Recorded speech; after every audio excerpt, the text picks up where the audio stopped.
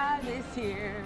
Dun dun dun dun dun dun dun dun. I can never remember Christmas songs, but they're the funnest to actually sing. Yeah, correct. But I only appreciate traditional Christmas songs. But I know we have the holiday mood, right? Like Santa Claus is coming to town, Jingle Bell rocks, Jingle bells, and all this kind of lovely Christmas carols. And this time around, of course, it's Christmas Day once again. So Merry Christmas if you're just joining us right here on Fresh Brew, and Merry Christmas, everybody!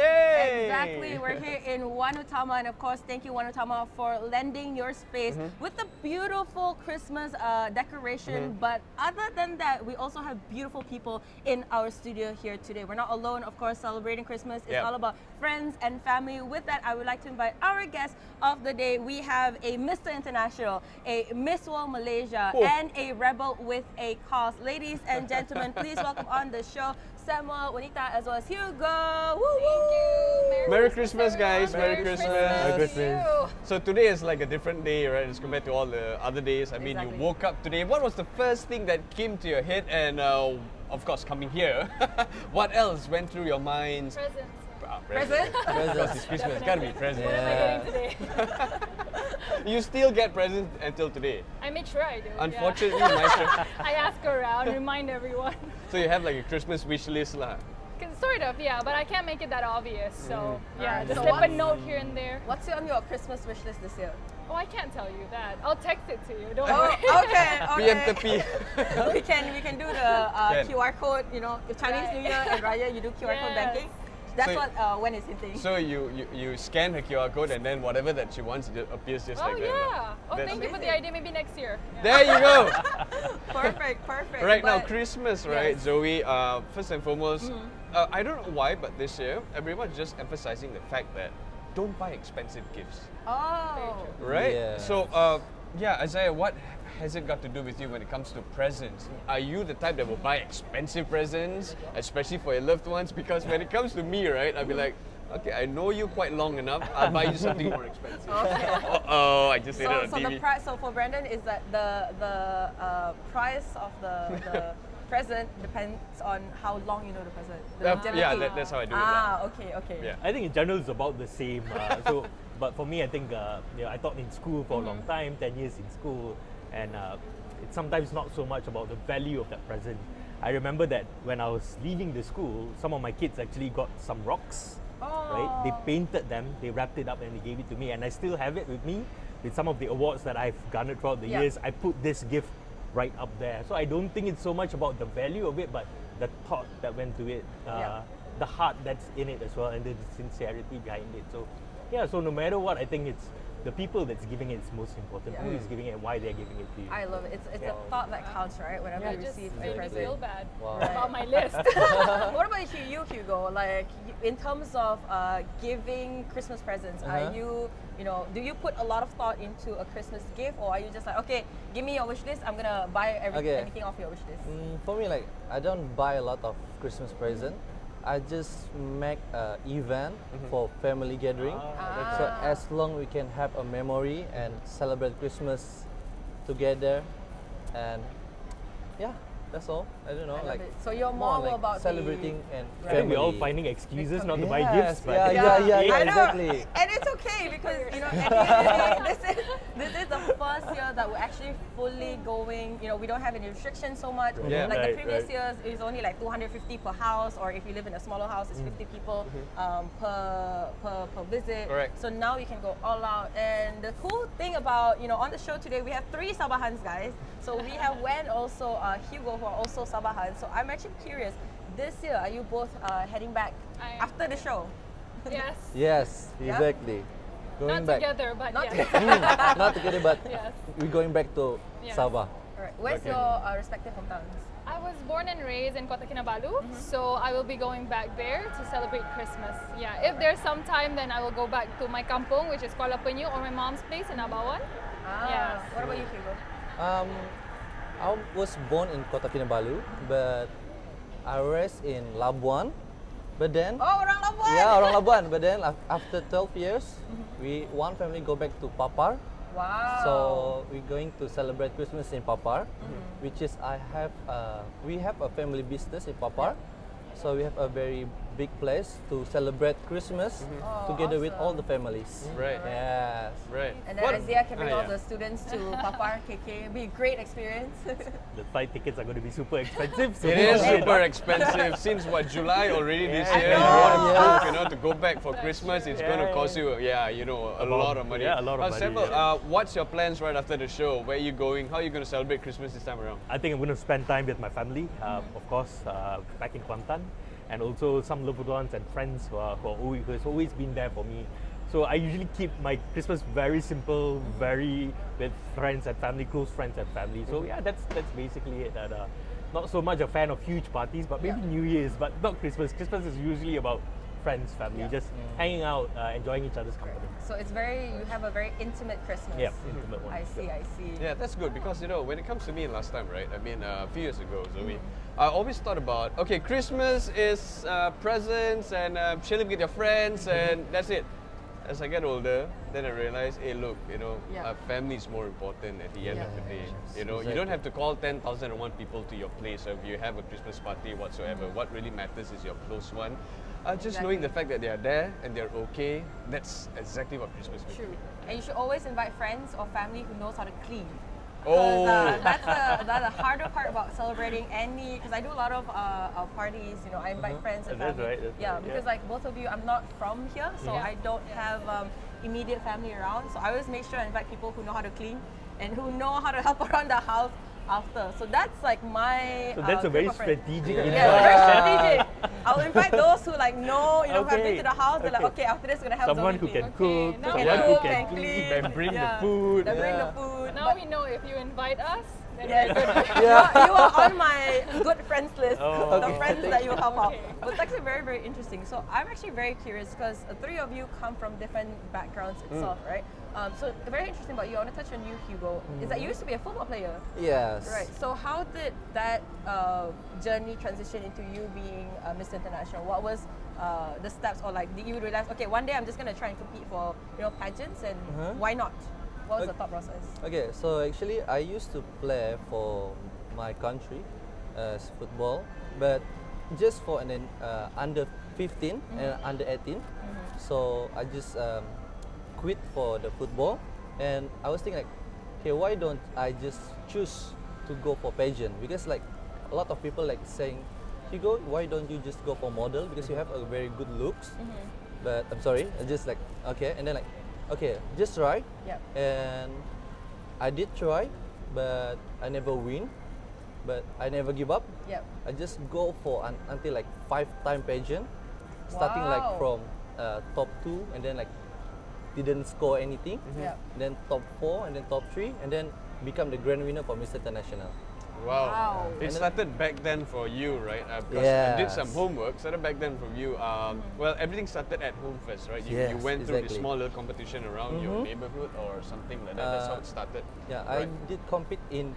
Okay, first competition is in our school, which is doing a Mr. Keamatan for our school in St. Mary. That one in school also, I cannot win anything, The funniest thing is, my friend is the winner, and my brother is the second runner-up, the first Oh. runner-up, and I'm the second runner-up.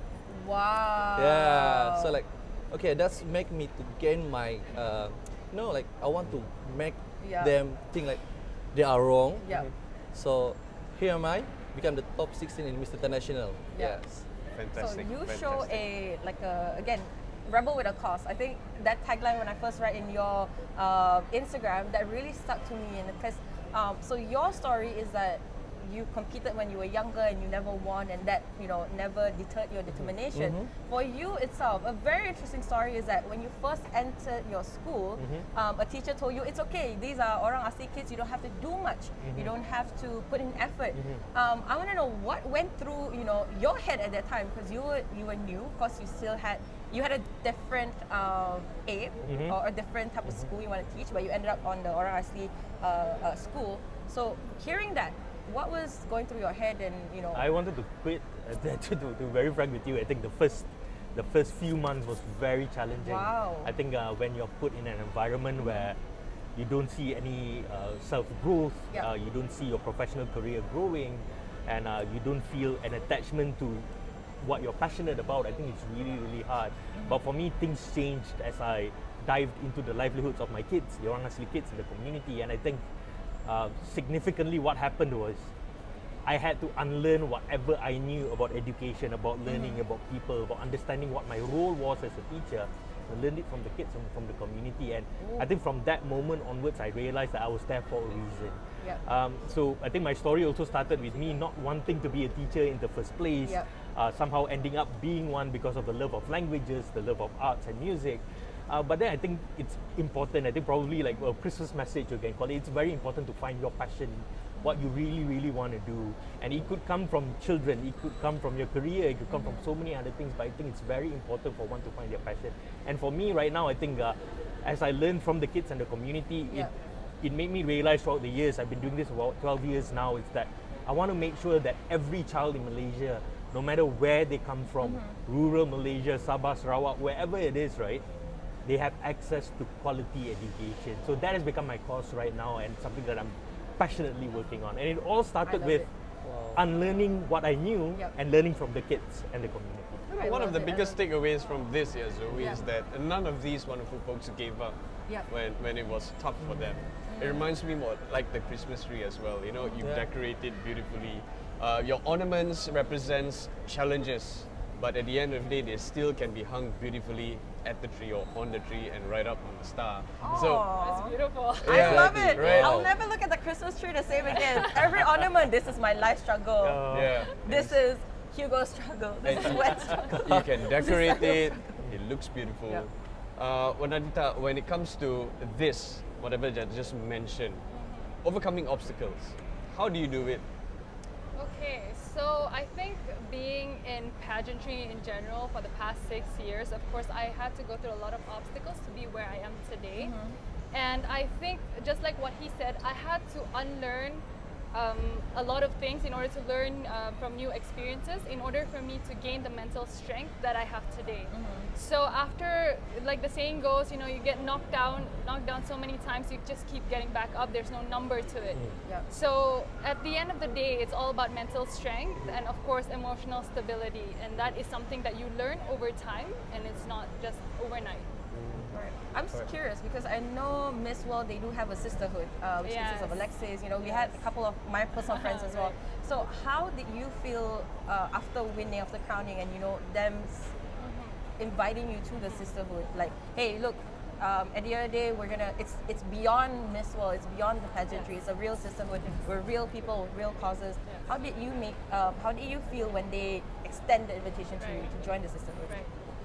To be honest, with all of my experiences, this is the first time where I have had support directly from my predecessors after winning.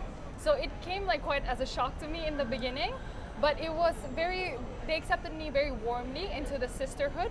And the day after I won was the day that they started, like, in a way, giving me advices and training me.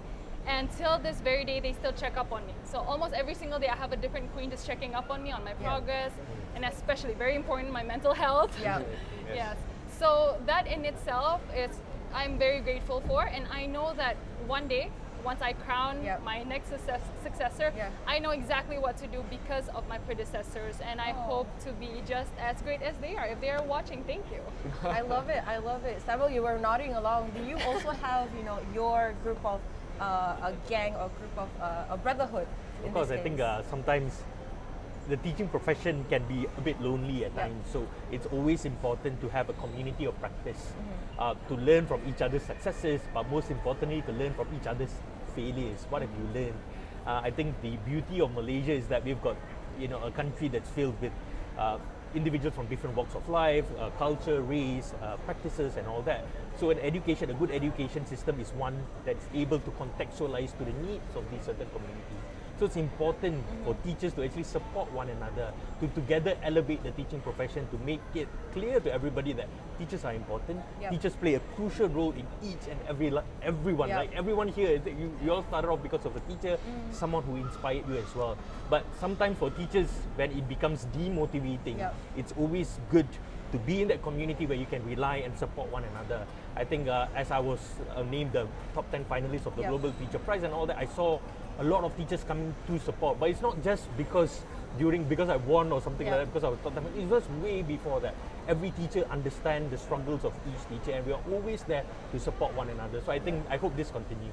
No, I love it. I know it's not Teachers Day, but the fact that you brought up every teacher has probably made an impact in our lives. Right. Ironically, how I got into this field is that through a biology teacher. Oh. Biology teacher. I was having a conversation and we were talking about how she was in university, what subjects did she take, and she was like, I took mass comm. I was like, what is mass comm? You know, like, because back then I was all about engineering, I was about the sciences, and immediately this world of mass comm was introduced to me. So yeah, thank you. I'm gonna cry. Oh my gosh. Thank Hello, you so much Zoe. to all the teachers. Even though it's celebrating Christmas. That's the power of an educator. I think Yes. to inspire individuals, to inspire success in your own terms. It's like, I think if your biology teacher was that individual who's like, you know what, I want to make you to a biologist, that's when Yeah. I'm successful. But it's not. It's like, how do I inspire you Yep. to be a success for yourself, something that you want to do? That's an amazing teacher that you I brought love it. there, I yeah. love it. Shout out to my biology teacher. I still remember all of the draft, all the graph, all whatever she asked us to draw. But you, Hugo, who inspires you? Who inspired me? Okay, I can say my own self. You know? Whoa, Oh, okay. love Why? it. Yeah. I never ever get support, but I'm sorry to say, but for me, like, they're all keeping tell me that why you go this, why you do this, because we cannot see future in this when you're doing your things. So I was thinking like, okay, end of the day is all about yourself, you know. So what I can say is, I challenge myself, and I bring back myself from deep down, to get up and prove them that they are wrong, and my idea and my things that I'm doing is right. Because why? I believe that the thing that I'm doing now is not for me, it's all about for my families, and it's all about giving back to the community and everything. I love it. I love it. Yeah.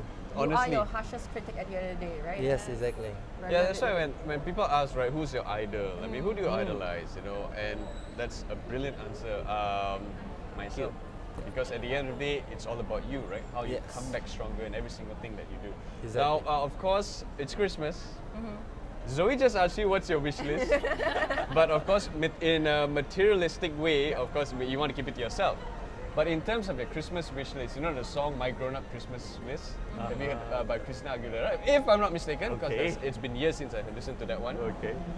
What do you want to see this time around? So start with Samuel. Yes, Seba. Of course, I'm a teacher. We've got a new government, a unity government, so of course I'm hoping a lot. I've got very high expectations of the new Ministry of Education to actually provide better quality education for everyone in Malaysia, and to empower teachers to do their best in their classroom, to make sure that every child, not even one child, is left behind. So that's my wish list. I think it's huge, and it's of course a work in progress. But I think if the ministry, if the government is open to collaborating, to working with not just teachers, but everyone is a stakeholder in education. Yep. Everyone is interested in education for very, very good reasons. It's not just about yourselves, it's about your kids, your nephews, your nieces, whoever that is, right?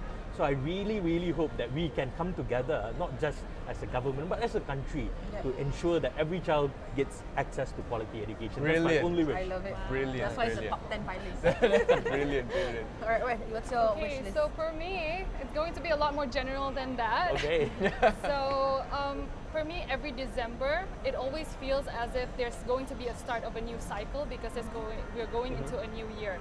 So I always take this month as a month of reflection, right? So I hope that each person will take this month as a month of reflection as well to better themselves in the future, and I hope that you find tranquility and also success, better success in 2023.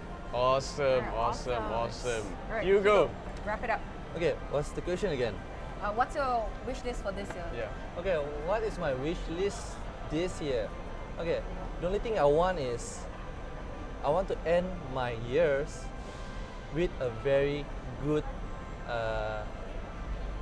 connection with my family. Oh, Because right. why? Wow. Because why? Getting deep.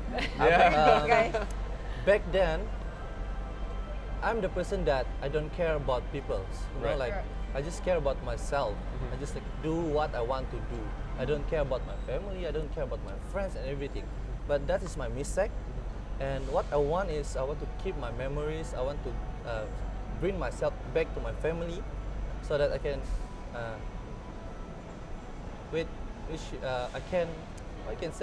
I can gather around with them, spend time with them. Create more memories with them. Yeah, create a memory with them and give love to them, because you know our parents not gonna live longer. So this is the time for us to spend our time, because time it cannot buy times. Yep. So yeah, that's my dream, my wish list for this year, end of Look the year. at love it, we Hugo, love it. man. Yeah, Wow. exactly. By the way, it's by Kelly Clarkson, my grown-up Christmas list, not Christina Aguilera. See, You Salah. just Google Swag on you. Salah Google tag. it while you guys are talking. Salah tag. Okay, but anyways, Yes, thank you all so exactly, much. Thank you all so much for being here and for gracing us with this wonderful experience right here on Fresh Brew, our very own Christmas edition. So a big shout out once again to Samuel Isaiah and also WENANITA ANGANG and also Roger Hugo. Merry Christmas, guys. Merry Christmas. Christmas. Merry Thank you Christmas. for And thank having you us. for having us. No, thank you for coming on the show.